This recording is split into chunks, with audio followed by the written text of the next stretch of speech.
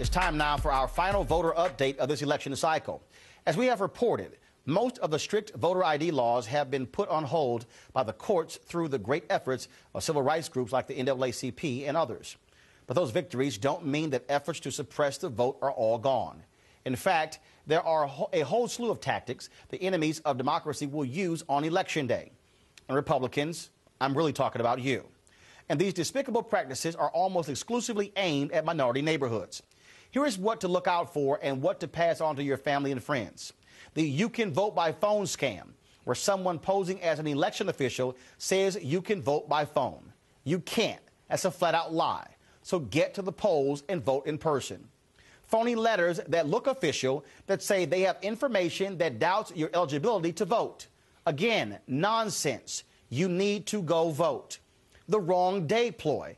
One Republican-run county board of elections in Ohio sent out an official mailer saying Election Day was November 8th. Same thing happened in Arizona. Folks, Election Day is Tuesday, November 6th. Stay-at-home robocalls. In 2010, 100,000 black voters in Maryland were told to relax and stay home on Election Day because the Democrats had already won. Do not be fooled. It ain't over till it's over. Fake police warnings. Watch out for calls and letters saying you can't vote if you have unpaid parking tickets or child support, or that police will be at the polling places. Police might be there, but they are not enforcing unpaid tickets or child support payments. Their job is to keep calmness at the voting polls. The boss telling you how to vote. Your boss can legally tell you how he or she wants you to vote, but it's illegal for the boss to punish you in any way if you don't follow their instructions. And finally, the intimidating poll watcher. We talked about this last week, but you may find folks at the polls trying to insist on ID or documentation you don't need. Follow instructions only from official poll workers, not poll observers. You don't have to show them a thing. You don't owe them anything. You can ignore them. The last thing, my parents are poll workers there in Texas. My mom is a precinct judge. You also can ask for support and help if you don't fully understand everything. One guy did not do a review of his ballot, and my mom had to cancel out his ballot because he didn't press send after review. Ask for help. They're there to help you. Now, one of the organizations that has had our back on voting rights for over 100 years is the NAACP. And here today is NAACP Senior Vice President for Advocacy and Policy, Hilary Shelton. Hilary, welcome back to the show. It's good to be with you, Roland. We talk about all of these different efforts, and they're there. We saw what took place in Iowa with the Romney campaign, the whole notion of telling folks, training them to ask for IDs. I mean, what other kind of things have you been hearing and you guys are looking out for come Tuesday? Well, we've been deeply concerned about early voting as this moves forward as well.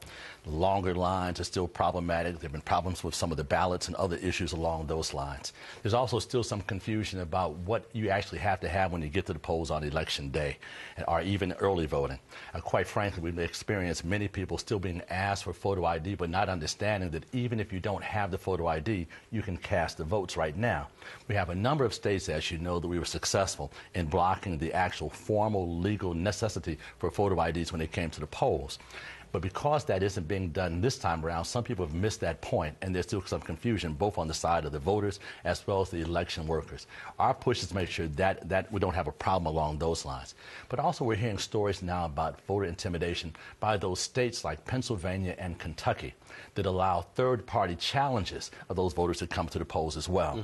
That is, third-party organizations can ask or challenge someone if they think they're not registered to vote or eligible to vote for some reason or the other.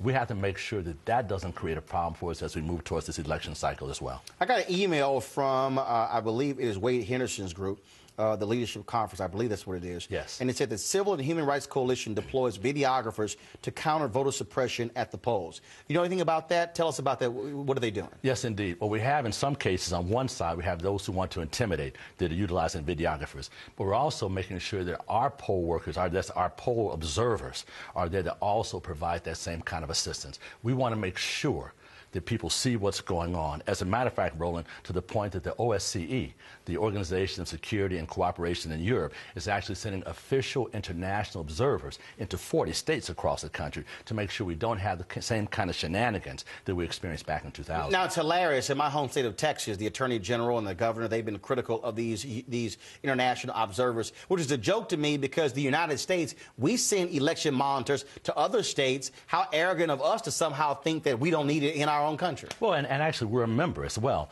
We help train these poll observers. We help make sure they have what they need to be able to provide a nonpartisan observation of the election process. We do it all the time, and other states do it all the time. And quite frankly, this isn't the first time that we've had the OSCE actually provide observation at our election sites across the country. After that debacle of a 2000 election, they were here in 2002, 2004, and 2006. So it's not extraordinary to have that here, and it's only helpful when you have a group like that that's nonpartisan, that doesn't have a role in the fight one way or another. Whatever report they do when it's all over and done can only help us as we move to further protect and perfect our electoral process. Also, polls close at 7 p.m. I don't know if other places if it's later than that, but typically 7 p.m. Yes. And correct me if I'm wrong. If you are in line by the time that clock strikes, you can still cast your vote. That's exactly right. Every state recognizes and honors that process. If people are in line, and that 7 o'clock or whatever that witching hour is in which they officially close the polls, they have to allow anyone that's still in that line to come forward and cast that vote and allow it to be counted. Now, that's one thing. The other thing is that I wanted to bring up in terms of what's going to happen. If somebody wants to be a poll watcher, how do they do it? They just show up and say, hey, I'm a poll watcher? Well, there are a number of organizations that are doing it. The NAACP is working very closely with the National Education Association and others across the country on the ground. The League of Women Voters and others provide that nonpartisan voter observation process. So if somebody is watching right now and they say, hey, I want to be a poll watcher, you know, I've already voted, but I want to be one of those folks to protect, can they call the NAACP and say, hey, I'm available, this is where I live? Absolutely. Okay. As a matter of fact, you can contact your local branch. Those phone numbers are listed every place. You can go on our website at naacp.org, or you can call our 866 Our Vote number and get information and actually let people know that you'd like to be trained.